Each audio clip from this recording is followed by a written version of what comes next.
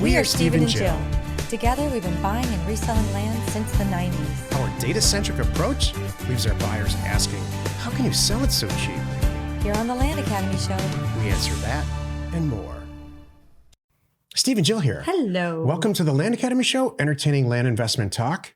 I'm Stephen Jack Butala. And I'm Jill DeWitt, broadcasting from cool, breezy, rainy Southern California today.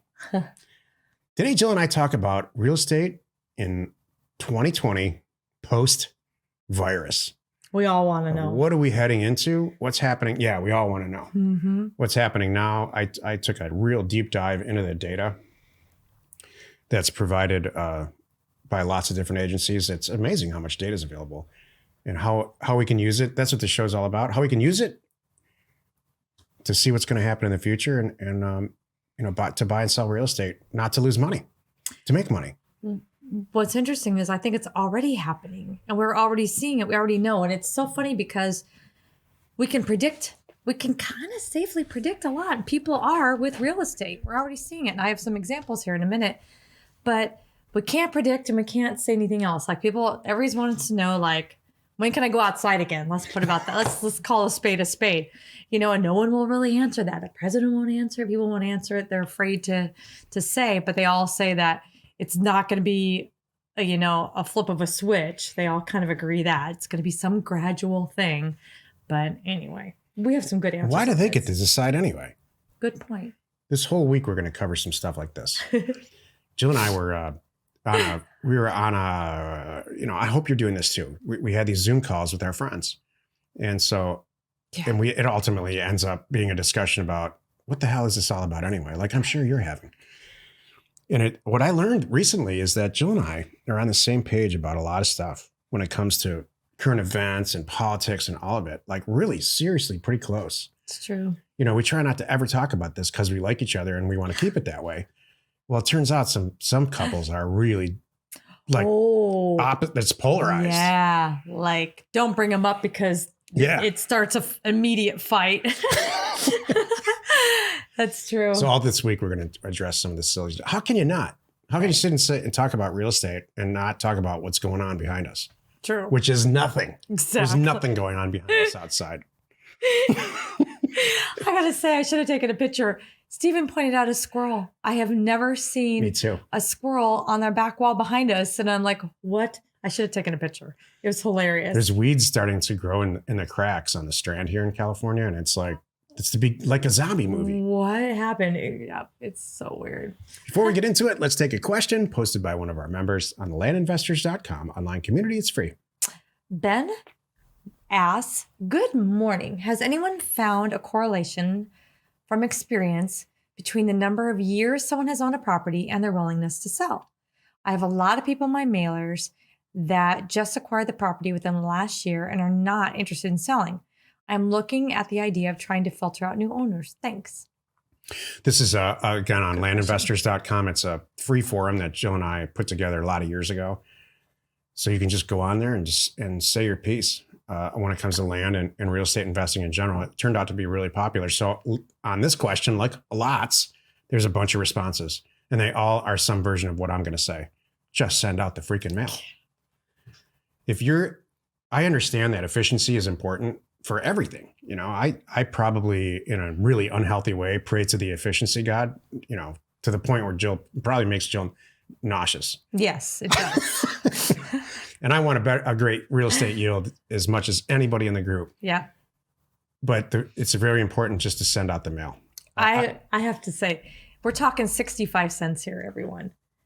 Do you really want 65 cents to keep you from getting that deal? That you didn't do it. Because when you think, let's talk about, 10 cents for the data, check, and roughly 55 cents to get the offer out. Because everything else you're doing is all the same. Whether you're doing 1,000 or 10,000 units, you're scrubbing it and doing all that stuff the same. Am I right? You're right. Okay. Am I stepping on your toes? No, not at all. Okay. No, go ahead. So at 65 cents for the 10 that you might, or the 100 that you might. For $65, I'd rather have an extra 100 in there and not scrub them out and miss that deal. Because Especially I've now. seen, you never know. Someone could have bought it yesterday, and I'm sorry, but life happened. Someone bought something in January. I'm telling you right now, it's happening right now today. And then the virus hit. They lost their job. If you scrub those out, you're missing those deals. Especially now. Mm-hmm. So there's all kinds of ways at the end of your data scrub. Everybody who's ever done a data scrub, they go through this at the end. All right, I think I'm done. It looks done. I took this out. I have a checklist here. I went through my checklist. Done.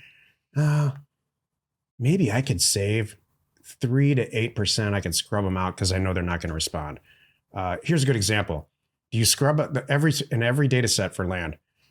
There's an owner that's called the United States of America, or some crazy stuff like the city of Los Angeles. Are they going to respond to your mailer? No, get those out of there. I talk about that in the program. Right. But should I take it a step further because I'm a little cuckoo and say, I think it'd be better. Now you're thinking and you're going to react on something that's not data driven at all. It's just a theory or a feeling that maybe people who bought property in the last 7 years, they're not as likely. Like Jill said, they're not as likely. Maybe that's true. Mm-hmm. But what if one of them is like, you just nailed it? Like, right. So really 65 cents to see? Uh-huh. So that's been my millions and millions and millions of letters that Jill and I have sent out. There's all kinds of ways you can scrub and save 10%. Is it worth it? No. Right. You're making 10 to 20 to $100,000 a deal. Why take the chance? Ding, ding. So yes, Ben, could you potentially over time win from a statistic and efficiency standpoint? You would. Yeah. Just the same way if you play enough blackjack hands, all you need to do is win 51% and you're going to win. Thank you. Don't do it is my point. Just get the mail out there. Exactly. If you go to the string in LandInvestors, it's funny. Everybody's like, oh my gosh, just send it out. Well, I want to add, because we haven't talked about some of our stuff in a while, but the whole reason we have LandInvestors.com is because we were struggling in bigger pockets. So if you're listening, and a lot of you know what bigger pockets is, it's a great catch-all for all kinds of real estate. We have no affiliation, nothing like that with bigger pockets, but we would use it 2 years ago. We're like, gosh, I really need more than just a land thread that I started. I really need more about it. So we made our own, and that's where we are today. So I was just huge. Thinking. I can't. So if you're doing anything with land, which you probably are because you're listening here, I defined you to not find an answer to a question in there, because now after, 6 years old almost now, and it's free. So there's people that are not members, but they're just land pros that are in there and have been in there for years. There's so much information. So sorry. I was just thinking that if you've watched any news on TV lately, and I hope you haven't, but if you have, and like on a daily talk show or anything, everybody's at home. And so it's just funny for me to watch, because we've been producing this show forever. Like I know enough to be dangerous to about lights and camera frames per second and a bunch of stats like that. And it's funny as heck to watch an international anchor go home and do their, especially when they're talking with other people, and just do it on a MacBook Pro. Right. It cracks me up, and it's all delayed. And so, hey, if anyone's listening out there, get some professional equipment. It doesn't cost a lot. Where did this come from? It just cracks me up. Okay, where did that come from? Okay. I don't know. All right. I don't know. It's on your mind. I think our stuff, everybody's a little kooks right now, including me. No. Today's topic, real estate in 2020 post-virus. This is the meat of the show. I figured Jill and I would kind of present some actual data for March, because it's April now. It's, almost the middle of April. And usually real estate data is on a 30 to 45 day lag, meaning we get all the March data in April, late April or May, which is actually pretty extraordinary. It used to be in accounting. I remember closing the books out.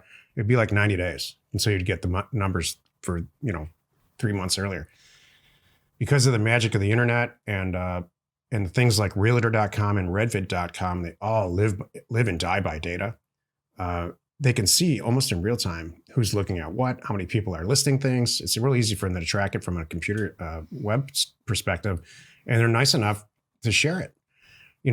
Jill and I make a half career about complaining about real estate agents, but I'll tell you, the associations that run these real estate environments and the data part of it, they're really, really liberal and open about sharing all the data with us. So Because other people are paying for my it. point is, and this is, yeah, we're not. Yeah. The underlying theme in all of this is that, I'm going to throw out a bunch of stats here in a few minutes, and it's all down. But my underlying theme in all of this, not just this show, but the universe of Land Academy, House Academy is positive. Right. These things are, the real estate world's about to fall apart. I can save you. If you don't want to listen to any past further on this show, that's what this is about. It's about to fall apart. And the late March data indicates that. And so that's why we're here. Now's the time to make your move in real estate. I agree. So I think you had a bunch of stuff to say. I was going to say, so here's my thing about this whole topic. So the state of real estate, basically post-virus 2020, I'm already seeing it. If you're not, you know what? I know you are. If you're in any kind of real estate forum or you follow articles, anything like that, I know you're seeing it too. The deals that are falling through are staggering. I just read last week about TGI Fridays and this huge $1 billion deal that got halted because they're not going to proceed like they originally intended. Now, post-virus, they're already pulling the plug. I've seen so many homes. This is the one that really hits me in the face. I can't go on to Realtor or Redfin. I get all these email updates, like because you searched, we all get those. It pops in all the things. And I'm sure you're seeing it too. Back on market, back on market, back on market. And I go back and I look and I dig into the bottom. I look through to see how long it was on the market before. And a lot of them were contingent. I mean, they were in escrow. And here they are. They fell through. They're back on the market. So what does this tell us? What does it tell me? Hold on to your hat. It's really going to be a buyer's market is what this is going to mean, because people are going to be like, there's going to be so much inventory because they're coming back. Deals are falling through. People that thought they could afford them and their jobs have changed, their lives have changed. That's great for us. So how do we respond to that? Do you want to jump in at any point? No. Here? Okay. I'm looking over your shoulder at your notes. Okay. Jill puts little smiley faces and exclamation points. I do. In her own notes to herself. I do. I underline things. I use caps. I do. Here are my notes. What does it say? Deals falling through, covered. TGI Fridays, covered. Tons of back on market. Equals buyer's market. That's us. And then I put an arrow for us. What do we do? I put in all caps with 2 underlines. We only buy the best. World's falling apart and Jill wakes up happy still. Cracks me up. Well, because there's deals. Does anything ever get you down in your life? I mean, ever. Sure. It really revolves around teenagers or traffic. Other than me. No, I said teenagers and traffic. Traffic bugs you? Sometimes. You handle it pretty well. Thank you. I mean, it's not great. I don't like having to. Here's the thing. One of the great joys when I left Southern California years ago and we moved to Arizona was, wow, I don't have to budget a minimum of 45 minutes to get everywhere or find a parking place. I can actually get in my car, drive somewhere, have it take less than 45 minutes and park right near the door. Now we're back in California and we're back to that. However, right now we're in the middle of the virus thing. Traffic's pretty light. So that part's good. I just read a whole article about air quality. Like we're worldwide have the best air quality we've ever had. Southern California? No, the world. Oh. Okay. Like Rome, places that are famous for terrible air quality. All of India has the best air quality they've ever measured since they've been measuring air quality. So there is a silver lining. Imagine what it would be like if we really tried, Anyway, that's another show for it's another topic for another show on another channel. With different people. Exactly. With different hosts. That's perfect. So I'm already seeing it, and it's so, those of you who are in our community know it and you believe it and you're feeling it too. But it's funny because I'm sharing stuff in social media, and I put a post out last week where I said, hey, here's just an example of a deal I'm doing. And people who are not in our world are like, this can't be true. And then below it as 4 other members saying, here's one I did and here's one I did. And they're better than my deals. And I'm like, it's not nuts.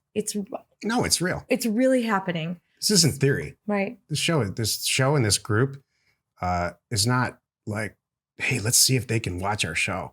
Let's try to get some hits. This and is make real. up numbers. This No is matter real numbers. The ocean behind us, it's real. Yeah. So all I want you to take away from this, for me, is hold on to your hat. It's going to be more of a buyer's market. And that means we can really just pick the best ones. I want you to buy them at the point, like I had to buy it. It was so cheap. It's not even my thing, but I had to buy it because I know what's possible here. And I'm going to triple my money on it.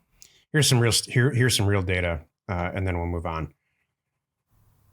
And it's all the sources of this data are from real stats that I collected. Spent a bunch of time on it, actually, collecting stats from both Realtor.com and Redfin.com because they have the most prevalent MLS statistics out there.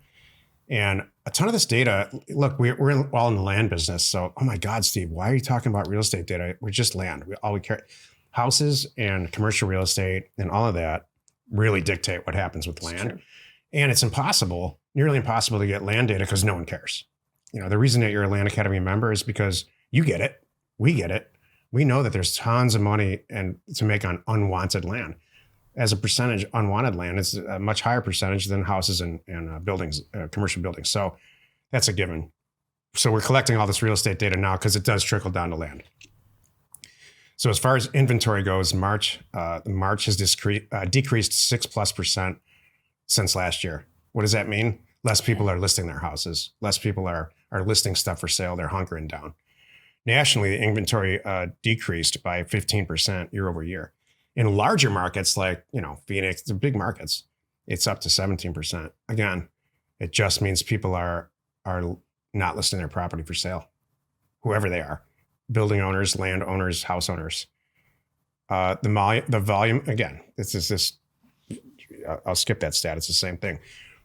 Week ending March 28th, the volume of newly listed properties, this is the end of March now. So all these stats I just mentioned were just for March.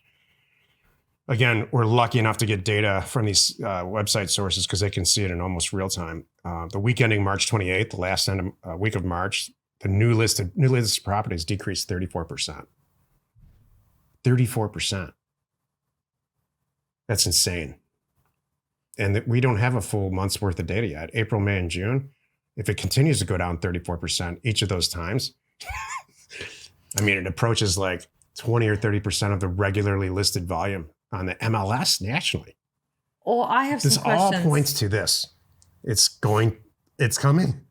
Well, I have some questions. It's positively coming. Okay. Because this goes against my whole thing. Because I'm seeing things go back on the market. That doesn't mean that they're new. So they're back on the market. Okay, I have a theory though. Follow me on this one. I really firmly believe in my gut, this is not based on numbers. That's the difference between Jill and I. But come on, there's a lot of people out there right now that would love to sell their house. Especially right. Don't you think? I think there's enough as a national percentage. There's a lot of people. Yeah. Okay. So there's more people than there was 2 months ago. I honestly think that part of this number and why the numbers are down is because real estate agents are feeling like their hands are tied and they don't know what to do. You don't think that's true? I think these are national numbers I'm throwing out. Okay. On this, let me hold on a second. I'm really curious here. We're gonna have a little discussion. Nationally, people are saying, you know what? First of all, somebody said on the television, I don't have to pay my mortgage and I don't have to pay my rent. I'm not going to move. I'm not going to list my property. So that's national. Okay. What we're looking for as Land Academy, House Academy members, as a tiny, tiny little fraction of 1% of the people when we send the mail out that say, oh my God, I do want a $150,000 check. So that has nothing to do with this. These are just national trends. Okay. It's not a personal thing.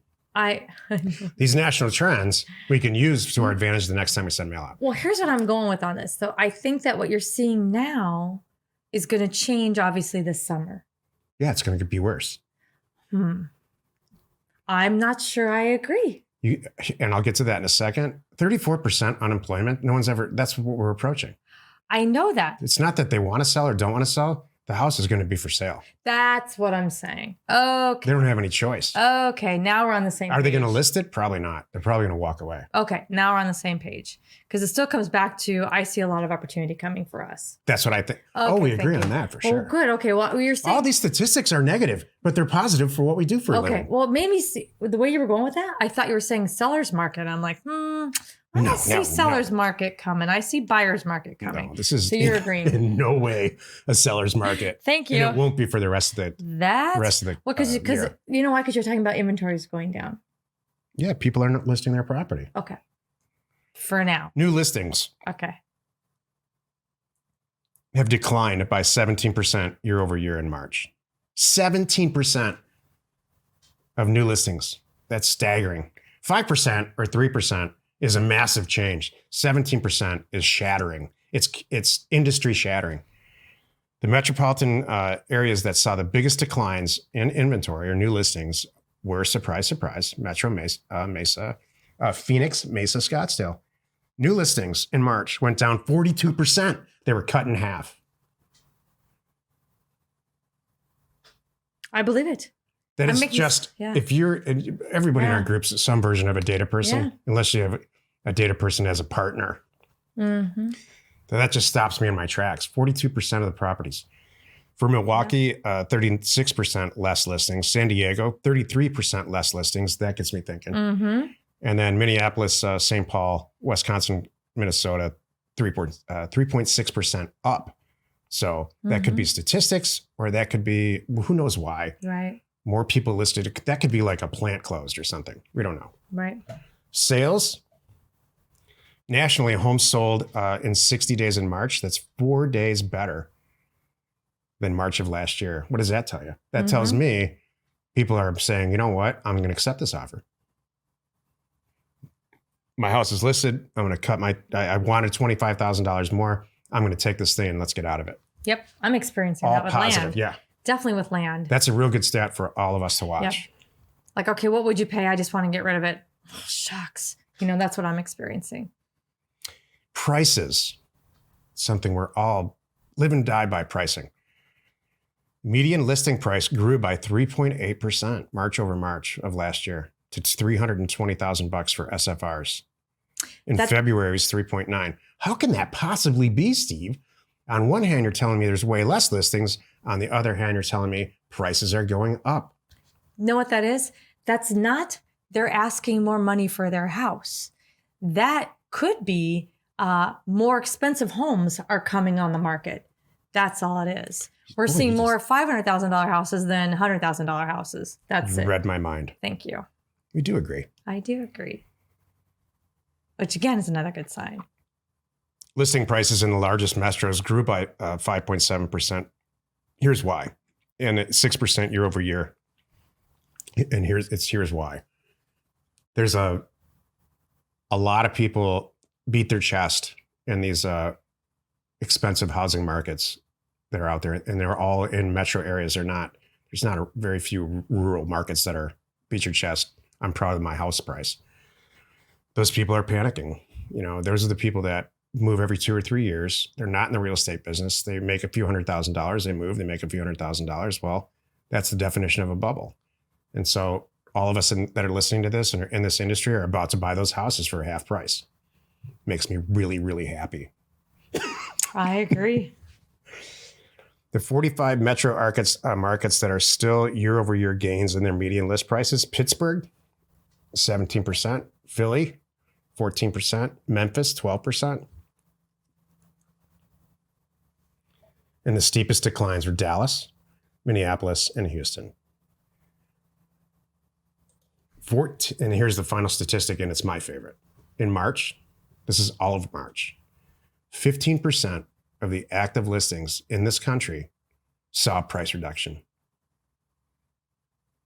If this all doesn't spell to you opportunity, this isn't the group for you. It's not maybe it's not the time for you. You don't understand data. I don't care. If this disgusts you, this is why I bring this up. Jill's going to kick me under the desk right now. I don't do that. Jill and I have been posting a lot of stuff on social media about success stories buying property. We were going to buy for $20,000. We reduced it to $5,000. They accepted our offer. Now we're going to resell it. And so there's a lot of people that have a lot of negative stuff to say about that. They don't believe us. We're going to go to hell, all kinds of things. Here's the fact. This is an incredible opportunity. Am I saying kick somebody when they're down? Absolutely not. Have no compassion? No. I have compassion. We all have compassion. Markets go up and down. If you buy a chunk of stock for half of what it was worth last month, do you think, is it unethical? You worry about the shareholders that might have been purchased it more than you? Well, how they're financially going to make it now that their stock went down? Wouldn't that be hilarious? It's the same thing. Well, I can't. Could you imagine? I'm sorry. I can't possibly buy a Ford at that price because how are you guys going to put food on your table? No. I need to give you at least this much a share. And I bet you $1, 95% of the people, or some very large number, majority of our group anyway, or the people that are listening, have been on the other side of that. Right. I know we have. Yeah. We've had to, grossly sell property. Yeah. Residences, primary residences during this last downturn. We had to dump our expensive house in Paradise Valley, Arizona, for way less than we had into it. Hundreds and hundreds of thousands of dollars of a loss. So we could go pay cash in a townhouse and wait it out. You just move forward. So do what you have to do and move forward. Yeah, that's it. That's it. That's it, Jill. Thank you. I was going to say one more thing, too, about the state of this industry, because I'm kind of excited about this. This is going to be a really, obviously, long show, which is, I'm so curious. This should be another topic I want to dive into, but we're all getting more and more used to dealing with online, with social distancing and not going out of our house, right? I really think it's going to make the way we've been doing our business since you started this in the 90s more prevalent, more attractive, and even easier. Yeah, I mean, work from home. You mean work from home? Is that what you mean? Well, buying and selling property online. People used to think we're nuts. Oh, now sure. it's like, now we're doing all kinds of things that we never thought we could do, buy and sell online. So yep. you, I didn't think about that. Mm-hmm. I'm excited. We should have, that'll be another show. Happy you could join us today. Every Monday, Wednesday, and Friday, you could find us right here on the Land Academy Show. Tuesdays and Thursdays, we are next door on the House Academy Show. Tomorrow, the episode on the House Academy Show is called How to Half Your Offer Price on the Phone by Jill. You are not alone in your real estate ambition. Guy calls back, says, yep, that offer you guys sent me 2 years ago. I'll take for it. $38,000. Well, it turns out that was a great idea. And I got around to looking at it and thinking about it. And I do want to sell my property for $38,000. And Jill says, well, I'll one up that. I'm going to share it tomorrow. I'm going to one up it there too. We'll do it tomorrow. How about we're in escrow about to close. I hate to be that guy, but I didn't want to do the deal. So we can talk about that too. The Land Academy Show remains commercial free for you, our loyal listener. So wherever you're watching, wherever you're listening, please subscribe and rate us there. We are Steve and Jill. Information and inspiration to buy undervalued property.